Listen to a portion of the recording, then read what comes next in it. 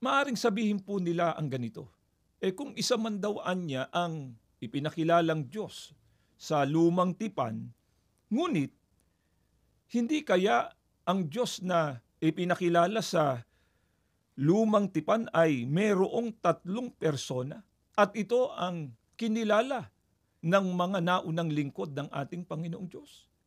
Hayaan nating Biblia pa rin po ang sumagot. Dito po sa Isaias 63, ang talata po'y 16, pakinggan po ninyo ito.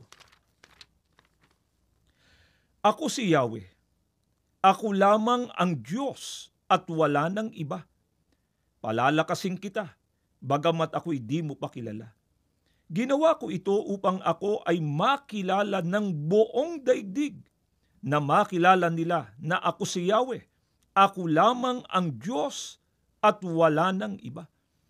Nais naming ipapansin sa inyo, mga mahal po naming mga taga-subaybay, nang binasa namin sa inyo pahayag mismo ng ating Panginoong Diyos. Ano po ang kanyang sinabi? Ako lamang anya ang Diyos at wala nang iba.